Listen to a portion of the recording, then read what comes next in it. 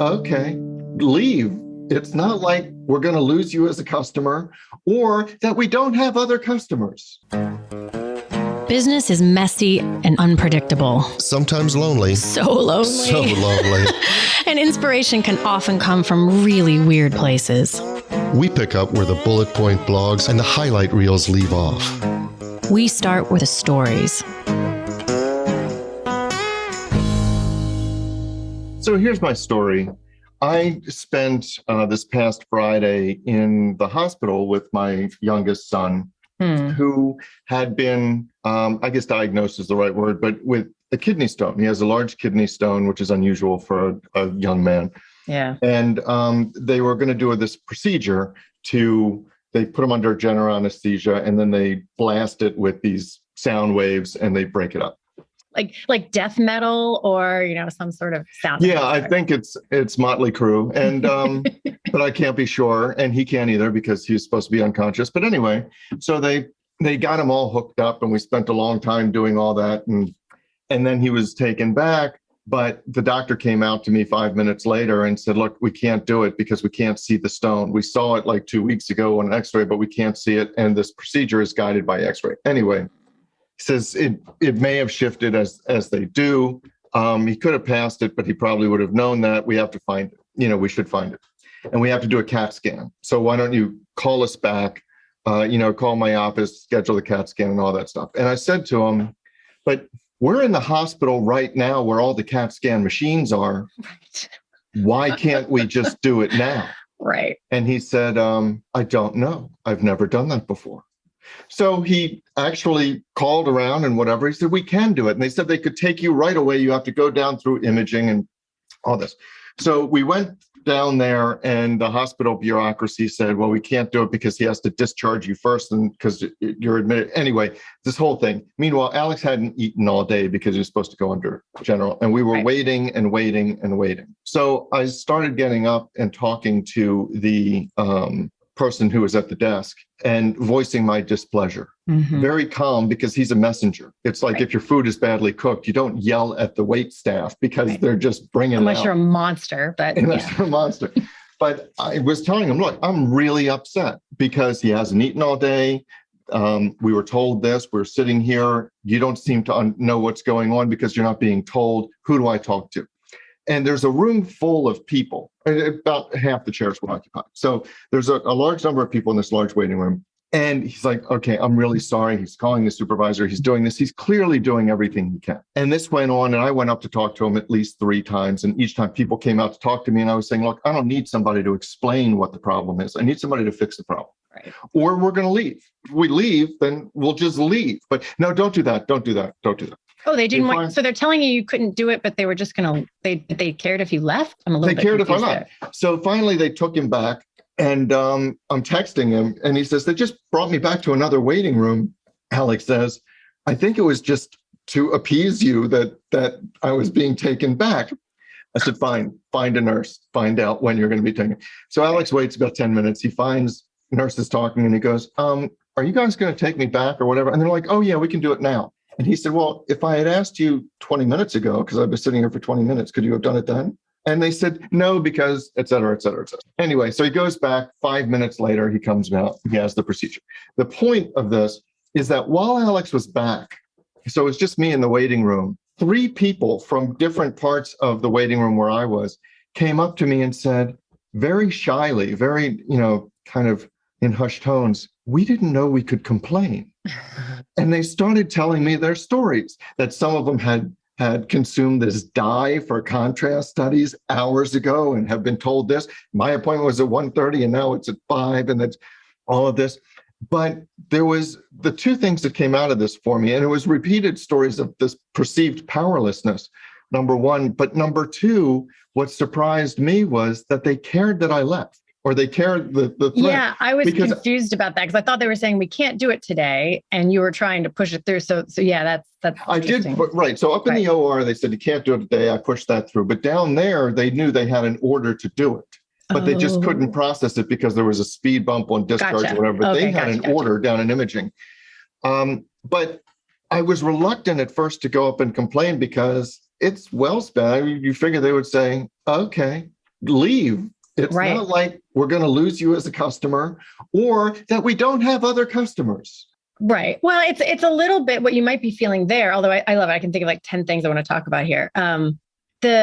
That disconnect, though, kind of makes sense to me because it's a little bit like the episode we did about the bank, just this one tiny piece where the people who work there didn't want you to leave because they are people who care and they want to get the job done. And they're probably equally frustrated that some inane rule makes it complicated to do something that should be easy. So I kind of get that disconnect, although that disconnect is very frustrating because you're like, Yeah. take me or don't take me. But like my son is hungry and move along. Interestingly, I want to go back to the powerlessness part that you talked about.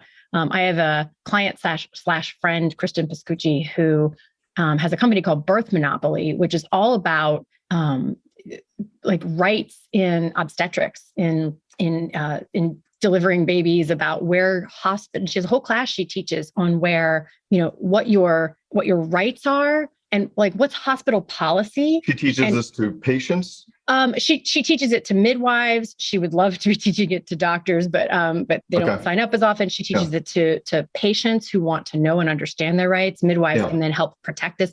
But it is this, there is a certain kind of learned helplessness that I think a lot of us imagine, especially in America, about hospitals, where there's something about hospitals that you think you don't get to have a say, that like once you enter there, you're just supposed to do what you're told. You surrender all autonomy. You surrender go here, all go autonomy. there, sign this. They don't even show you what you're signing. They just give you a little tablet that says, put your signature there. Trust us that it's the right paper, Right. Yeah, no, it is they very much thrive. And again, I think what's so frustrating about it is inside individual humans, it's not like the humans don't care, but even they are operating under somewhat of a learned helplessness of that's just the way we do it. And it's really interesting. Especially in the world of obstetrics, it's really upsetting to what things I've learned from her of where that line gets challenged, because in your case, you were able to ask and push a thing through. I'm sure it helps that you have a well-trained lawyer voice, that when you have a way of saying things that, you expect it to be taken seriously. Yeah, I do. Not everyone has that, especially like those people who walked up to you. They're not coming at it with an internalized sense of power or having any control over the situation. So they even asked you sheepishly, we can do that? So imagine if they went up to the desk and I'd be like, is there anything we can do to move this along? And if someone said, no, it's not, they'd be like, okay, because they don't even know that it's a thing. So I think this is ripe with layers of awareness, questioning whether or not you have a say and a voice, and not just assuming that you do not. B, noticing and using your privilege and power. If you are somebody who, when they say something is heard, then like, where are the opportunities to speak up for other people? And then also, I think there's layers here about what it is to work in a place where that is part of the fabric. So I think we could go in a lot of different directions here. Yeah, and I think you're right. When you bring it up, I know it's a form of privilege, but I do expect to be heard. Now, in certain environments, like in a big hospital, maybe if I thought about it, the exception rather than the rule. But generally speaking, I expect to be heard. And what I teach my class at Towson and others, and what I've learned from them, is that a lot of people don't expect to be heard. Great deal of people they don't expect to be heard if they're complaining about what the bank did, what their landlord did, what the mechanic did. Whatever it is. And you're right. I didn't think about it that way, but yeah, I did. When I went up to the desk, I expected to be heard.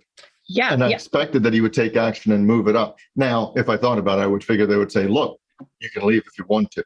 Sure. And the reality of the reality, if the fact is that it cannot be done, then it cannot be done. But I don't want to underestimate the effect and the influence of your internalized sense of whether you have a say or not. So for you, not only are you trained as a lawyer, but we can't overlook the fact you're a white dude, so right. You're like, you have my whole experience is being heard. Your whole experience. So to you, it's like, of course I'd be heard. Yeah.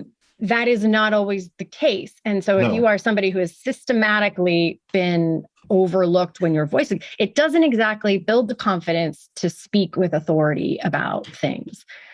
So that whole level, I mean, we don't even need to get into the studies about like cultural experiences in hospitals and how just terrifying and upsetting that is. But I think there is really interesting. I was having a conversation with my daughter about something kind of similar about it. We were talking about a bunch of different things, but just perceived confidence that, you know, if you say something like you mean it versus if you don't, like if you sound shaky. And it all went back to something my son had said during high school when he was talking about peer pressure, because he made a statement that at first I was like, what? He was like, there's no such thing as peer pressure. And I was like, oh, come on. Like, what? I don't understand. What are you trying to say? And that wasn't exactly his point. His point was, if you say something with confidence, and we were talking about drinking, and he feels very strongly about not drinking. I don't exactly know where that came from, but that's just something that he locked onto. And he said, if when you say, I don't drink, you say it with authority, he's like, people don't give you crap about it. Like they might tease you a little bit, but they're not going to keep pushing. He's like, if you sound wishy-washy, they will keep pushing. And I thought, well, that's interesting. So that was his experience around peer pressure. But I think there's something about speaking with authority, but I think I've never loved the fake it till you make it kind of thing. And so that's not the advice there. But I do think that's why I keep thinking of it as these layers. Like first, that cracking open the awareness, like your example did with those people in the room, like, oh, we get to have questions. We get to wonder about things. We get to have a complaint at a hospital. So kind of cracking open that awareness of don't buy into the story. And then the next level is, okay, then what do you do with that knowledge and awareness? How do you start to use the voice? Yeah, I like you. I don't like the fake it till you make it either. I do ascribe, however, to the act as if. Oh, yeah. Act as if you do have that authority, you know. And as far as Turner's thought about speaking, you know, he's speaking with authority. You know, I don't drink, or this is a choice that I made. And he's right. If you're wishy-washy, even in, and we've talked about this, in running a company, and I just recently had to let my secretary go, and I had made the decision. The decision was not up for debate. It wasn't, oh, she just did this better, she did this better. It just wasn't a fit. And I didn't want to present it as if it were up for debate. Say, well, I don't think it's a fit. And if she really wanted to stay, then she's saying, well, what can I do? And what? But I had already made the decision. So I had to, as I've talked about a number of times, know what my first line is. You know, we're going to have to part company because this just isn't a fit. And I think you know that as well. Then we can go on to everything. But he's right. If you're wishy-washy about that stuff, then it opens the door to consequences you don't want. But getting back to the story, what I really like is that dichotomy, because the system may not have cared if I left, but the people there did. You know, the attendant down at imaging was calling his supervisor, and he was treating it very much like, we have a really unhappy customer and he has a good reason to be unhappy. And that did make a difference. I think he did make a difference. Yeah, it does. I had an equally infuriating medical experience last week when my daughter and I had to get tested for COVID. And when you're asymptomatic, getting tested is a little bit harder around here than if you're symptomatic. Not as many places do it. So we didn't have as many choices. I couldn't go to the normal place I would that I think would have handled it a little bit better. The people were lovely. They, like, the guy actually who ended up working with us was wonderful, and he seemed very nice, but the apathy of the system and the inefficiency of the system was so infuriating to me. And here's a debate I always have about the complaining part, because I think that once you realize you can complain, and there were some things about it that had I realized that's how it was working, I actually would have complained middle of the way through, but I didn't realize that that's what we were waiting for. I'll get to that point in a second. But once I realized it, I was like, hold on, this didn't have to be like this, but I didn't know that until the guy showed up at the end. But anyway, I struggle sometimes with the complaining part, even if I realize I can complain if I want to, because I don't always know, is this an issue of like, this person has no control over it. There's nothing I can do. Like, am I just going to be a thorn in their side if I complain about this versus this is actually something that could be done better and we should be in and out of here. And in this case, we walk in, I didn't realize you could make appointments there because it's an urgent care place. They say it's a 2-hour wait. And we had to get, like, when you're getting this testing, it has to be between like days 3 and 5 of an exposure. And so there's like a window that's for a long story, but, and I wasn't able to come back the next day. And so two things infuriated me. One, they kept giving me this explanation that made me honestly wonder if I had, not an explanation, an option that made no sense to me and still doesn't make sense to me. And I was like, am I cognitively declining in some way that this does? Because they just kept repeating. I'm like, that makes no sense. So, and then I was like less confident about complaining because I was like, what am I not getting here? Because they said it was a 2-hour wait, which I did not want to do. And you're not allowed to leave because it might not be a full 2-hour wait. So it's not like we could go grab dinner or something and then come back. Applebee's handles that better. They give you a coaster that vibrates. Exactly. Like, text me and we'll go sit outside in the sun. Right. Because that's the other thing too. We were sitting inside in a waiting area. You know, I'm like, right now with this Delta variant going around, I don't really want to be a bunch of other exposed people. I know. I'm like, ew, I don't want to be here. So 2+ hours to wait for this thing. And so here's the option they gave me. They said, well, they said it's a 2.5 wait to see, it's a long wait. The part of the wait is to see the provider. I said, okay, I understand that. They said, we do have a telehealth option. I said, okay.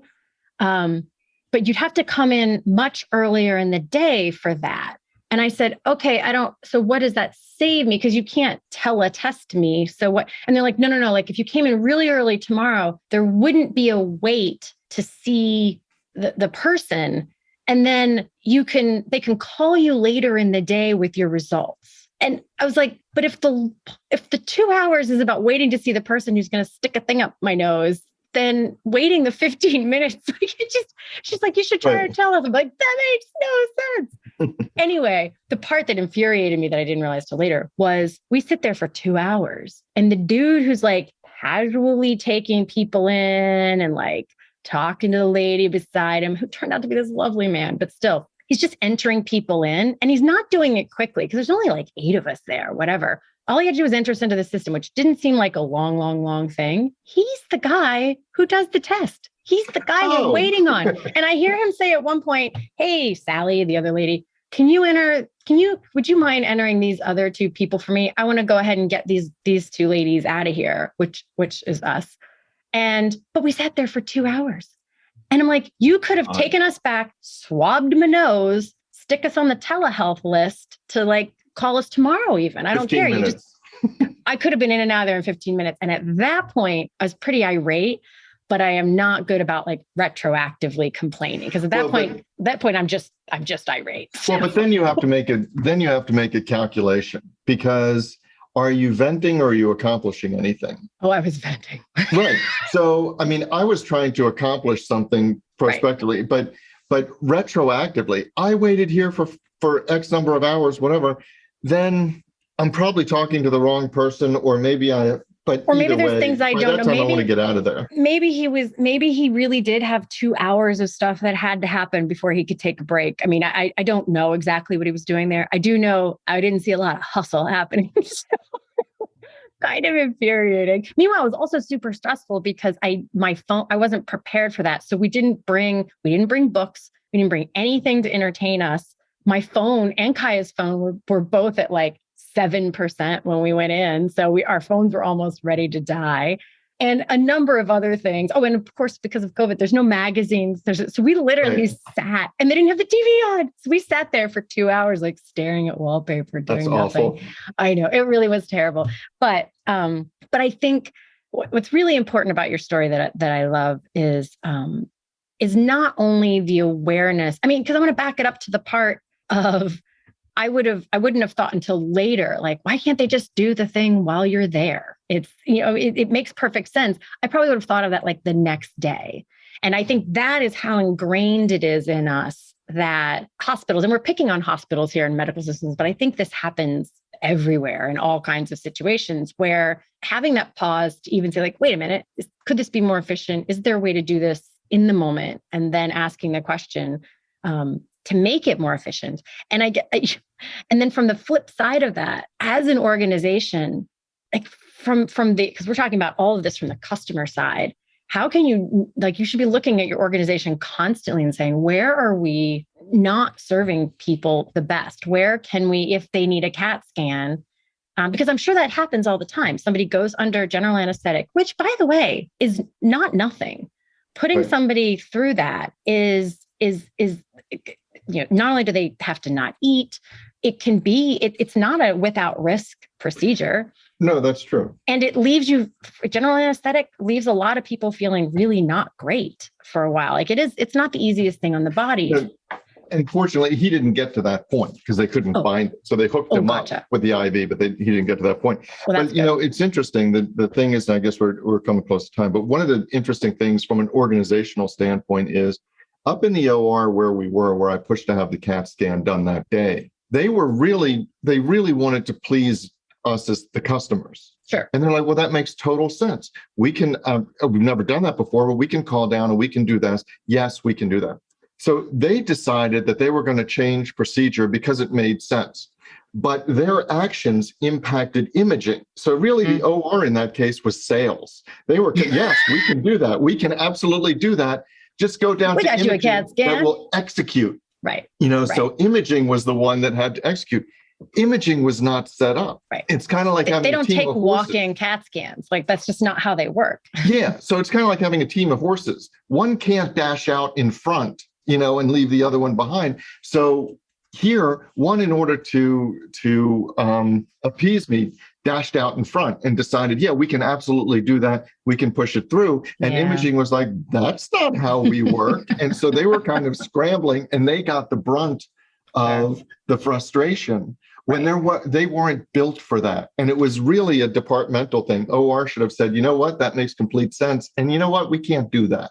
Right. Yeah, I wish we could do that. Well, so there's a reason that this makes for a ripe landscape for conversations. One of Patrick Lencioni's books is written all of the silos, some things in silos. I can't remember the other word in the book, but he has a book about silos in organizations, and it goes with that whole series he has around 5 dysfunctions of a team, and it's written very similarly in the parable format. And he studied hospitals because they are historically notoriously siloed.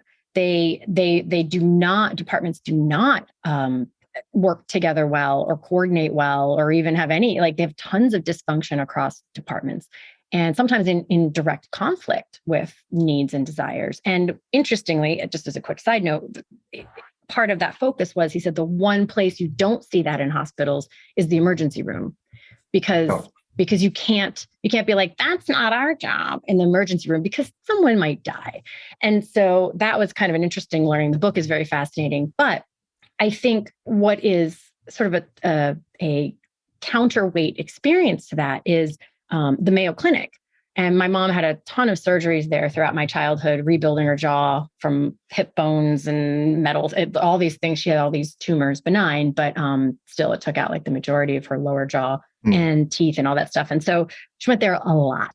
And the cool thing about the Mayo Clinic is their entire philosophy is we do everything here and we coordinate it, and you don't have to go other places. You don't have to come back for they have looked at the customer experience and they've pulled out all the parts that don't make sense. Now, I'm not saying that every time you go there, everything goes perfectly and smoothly and they always have an appointment ready. I mean, obviously it's not operationally perfect all the time, but the concept is, oh, you need that, go over here. And they literally pass you from person to person. And then there's someone whose job it is to make sure that oh, that came up. Can we walk you over here and do this thing? And they have it just worked into their schedule, much like in manufacturing where there's just in time ordering and inventory and whatnot.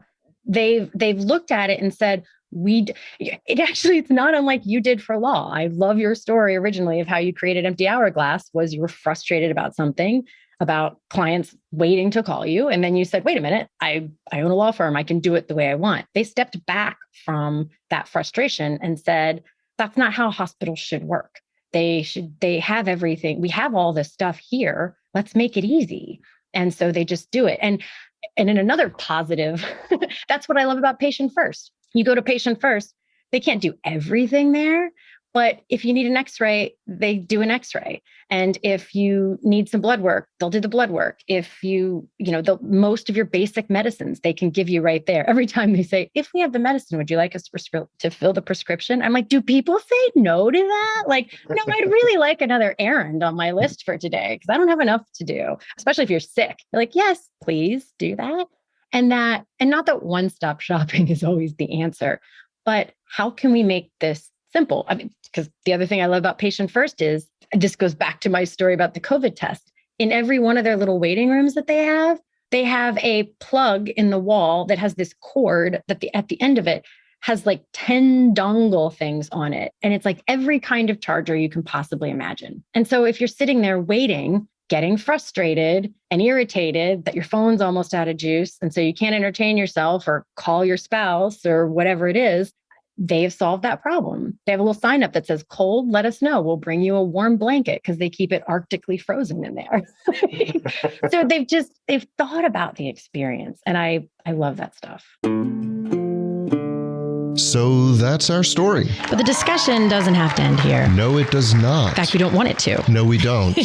That is why we actually have our private Facebook group, which we started to make sure that we could get your comments, your rants, your thoughts, your stories. Your stories. You can find links to that group as well as show notes and links to subscribe via email and how to find us just about anywhere you can possibly find podcasts at sohere'smystory.com. And you can also find us on Facebook and Twitter at SHMS Podcast. And since we know it takes a village. Yes, it does. We'd like to thank our village, our super talented, incredibly patient team. And occasionally snarky team. Yeah, but in the best of ways. In the best of ways. Snarky. Yes. Good mockery. So a huge shout out to the people who actually help us produce our show. First, our sound engineer, Tom Hansen. Thanks to Christy Schmier for our brilliant show notes and all the other fantastic writing she does for us. And to Taylor Mathauer for doing just a little bit of everything. Including wrangling us. Which is no small feat. No, it's not. This is Jody Hume. And I'm Elliot Wagenheim. And you've been listening to So Here's My Story.